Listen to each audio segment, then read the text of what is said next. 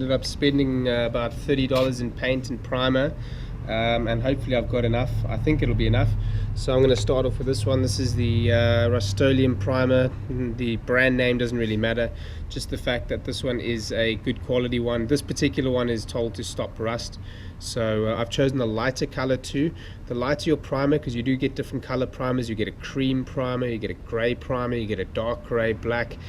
Just depends on how you want your color to reflect. Obviously, the darker the primer, the darker your color is going to come out. So if you're going with a dark color, I would definitely recommend a darker primer. If you want your color to pop a little bit more, like I've got a slightly deeper red on my bike. However, I want the color to be able to really reflect very nicely. So it's going to be just like that. So I went for a lighter primer, and I'm going to give it a couple of coats. Obviously, with a lighter primer and a darker color, it'll still show through. So you want to go ahead with a couple of coats. This one's apparently a really good one, Duplicolour. It's automotive paint, so it won't chip as much. There it actually says scratch, nick and chip repair. Yes, awesome, that's great. I'll let you know how it goes. I'll let you know how many cans I use. I think I might end up using 2 cans on the bike, but I'm not sure. We will see. Then I also went ahead and I got a black paint, exactly the same thing. I went with a brilliant black finish. That's going to be for the brake hubs and for the stand and the kickstands and the brake lever. I'm also going to go ahead and do those suspension coils. So everything is going to look brand new, and probably the handlebars as well. They need a little bit of attention.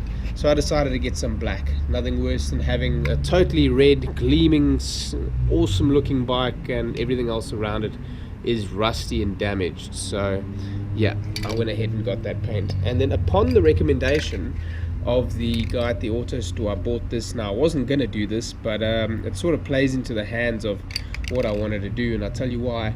I'm going to put clear coat on it, but when I do, I'm going to put the first primer, paints, I'm going to put my decals and stickers, all that sort of stuff onto the bike, and then I'm going to spray clear over all of that, and that will seal everything into the bike, essentially preventing it from peeling. It'll also stop it from chipping.